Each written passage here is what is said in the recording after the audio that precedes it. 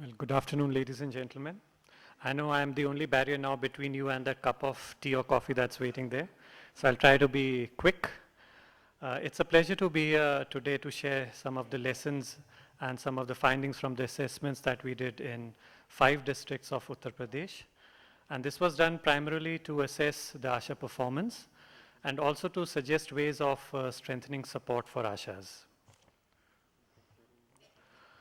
The problem was that around mid-2008, the ASHAs had undergone several rounds of induction training.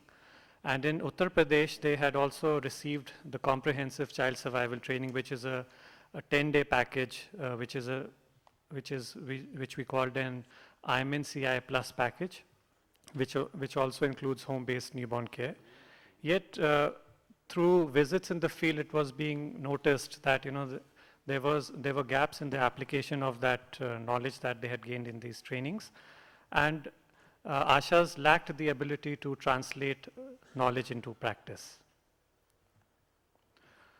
So recognizing that ASHAs are a critical interface between the health system and the communities, and they need to be adequately informed, skilled, and supported, Vistar project did these assessments to identify gaps between the desired and the actual performance of ASHAs.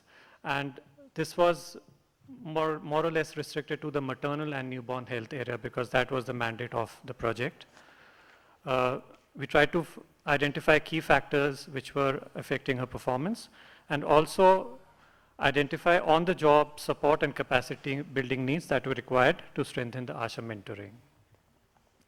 So a set of needs assessments were planned, and we have different names for them. We did a rapid needs assessment where we tried to look at how much of what they had learned was being used in the field by ASHAs. We also tried to see how much support was provided to the ASHAs in the post-training phase. There was a performance needs assessment, essentially to look at the gap between the actual and the desired performance, and I'll talk a little more about this later.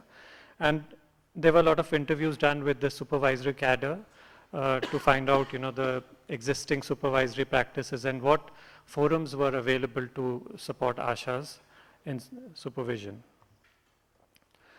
The rapid needs assessment was done in all the 5 districts, and this was essentially a mix of in-depth interviews with ASHAs. A total of 30 ASHAs were interviewed, and 50% of them were also observed during home visits to assess the interpersonal communication skills. Apart from this, the ANMs and LHVs and the medical officers of these concerned ASHAs were also interviewed. For the performance needs assessment, we used the performance improvement approach, which one of my colleagues also mentioned in the last session. It's a method for analyzing performance problems and setting up systems to ensure good performance. So this is the PAI framework that we used, and as you would see, it outlines several of the steps that were undertaken under the PNA, which starts with understanding the institutional context, the program, and in this case it was the NRHM and how ASHAs were functioning under NRHM. And then you define the desired performance, what is expected out of them, and this was mainly for maternal and newborn health. And work with the ASHAs and the ANMs and other stakeholders to describe what is the actual performance, and then you try to find the performance gap between the two. Once you've done that, you do a root cause analysis and try to find out why in spite of the trainings they've received, what has been the reason for low performance or underperformance. And then you select feasible interventions that are possible at that level and implement them over a period of time. This doesn't end here. After a period of time, you again revisit to see whether there's been, that gap has reduced or is it still there. And then you need to again revisit some of the factors that you had identified earlier. I don't expect you to read this, or it's just a depiction of one of the root cause analysis that was done, which shows, why ASHAs were not communicating complete messages, why they were not getting adequate support from the ANMs, and why there was an over-referral for newborns. So based on such assessments, the interventions were worked out with the district authorities, and they agreed to then implement them.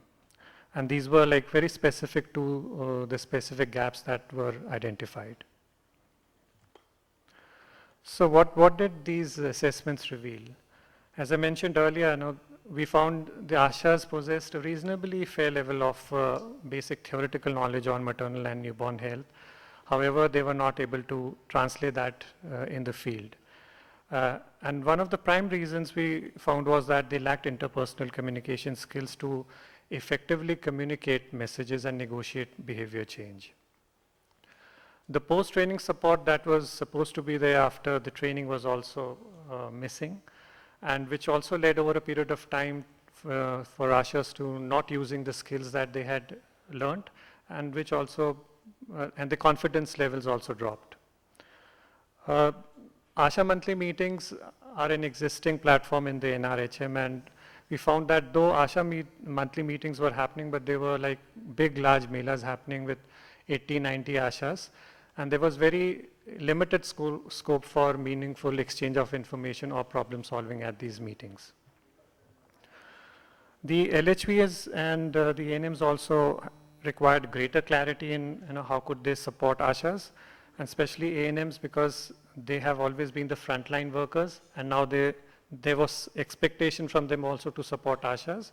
So some amount of capacity building the ANMs expressed that they themselves required in order to provide support in the field and do some problem solving for ASHAs. The village health and nutrition days, which are also part of the NRHM, are a good opportunity for ANM and ASHA interaction. And we saw that when we observed these VHNDs, we saw that very little of this was being utilized for actual on-site or in-field support to ASHAs. So based on these observations, the recommendations were divided broadly into two areas. One was to strengthen the ASHA monthly meeting forum for effective use. And this was done because it was there, it was already existing in the system. And the only problem was that there were too many ASHAs being called at a time. So it was a matter of just restructuring these meetings, making them more interactive, and also ensuring participation of the ANMs, the concerned ANMs in these meetings, so that there could be joint problem solving and also on-the-job capacity building. And it's feasible to do 1.5 hour session of on-the-job capacity building, which an HEO or somebody in the system can facilitate.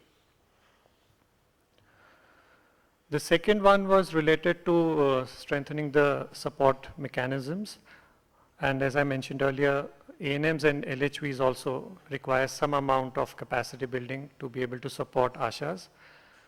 And also sensitize the system to look at things beyond capacity building and trainings, to look at other factors which affect her performance, like supplies, motivation of ASHAs, or even immediate performance feedback being given to them. Use of monthly meetings was identified as another opportunity for better ANM and medical office interaction, where some of the problems that they've identified in the field related to ASHAs could also be discussed. And then finally, the village health nutrition days, there were conflicting views about this, and people said that ANMs are overloaded and they don't just get time on a VHND to talk to ASHAs. But we observed a number of VHNDs and we found that there are lean periods in between. So there might be women coming in the beginning, but then there are lean periods where an ASHA and the ANM get an opportunity to discuss, and I think a lot of problem solving at that level can happen. I think that's all. Thank you for your attention.